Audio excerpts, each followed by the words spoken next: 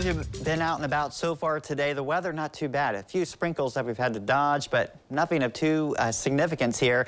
We are looking at, though, some more showers as you head down just south of the area, Columbus to near Dayton. And there will be a gradual increase in scattered showers this afternoon as moisture increases ahead of a Arctic cold front. Clearly, you can see where the front is just off to the west of us. You can see that line stretching across Illinois, just almost to Chicago now. Look at these temperatures. It's -3 in Kansas City. It's 2 in Oklahoma City. We have 7 below Minneapolis, 11 below in Pierre. So again, these temperatures are absolutely plunging behind this front, and it is going to be a dramatic change as we head into later this evening. It's going to go from near 40 to in the teens within about an hour and a half. So again, it's not just a gradual fall where the roads will just gradually get slick. This is going to be a rapid situation where it goes from wet to white and icy very, very shortly. So that's why you want to keep this in mind, because it is an unusually amount of cold air meeting up with the system. So again, the winter storm warning, that's going to go into effect here starting in the early evening hours, and that goes really until Saturday morning for Lima. Again, snowfall forecast, we've stressed all along the snowfall is not huge with this. We've upped the totals just a hair. We're going to go 3 to 5 inches area wide.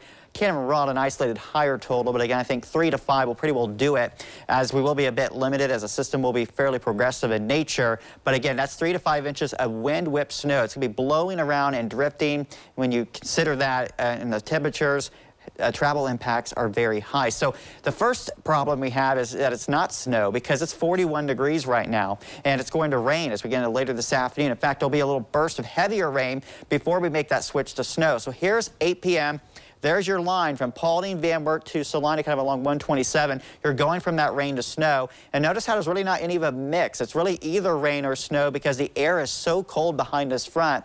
It's not really going to have a chance, but maybe a couple minutes of sleet in between the rain and snow. You notice as we get towards 10 p.m., here we are in Lima. We're going over to snow. That line's pretty well on the I-75 corridor at that point. So again, it looks like that mid-evening time frame. It looks like 8 o'clock in our western counties, as late as 11 as you get towards Wyandotte County.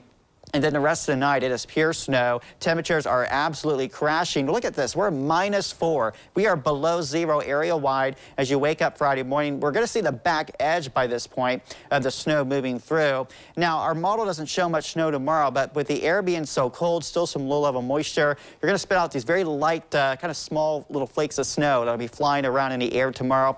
And much of the day will feature temperatures below zero.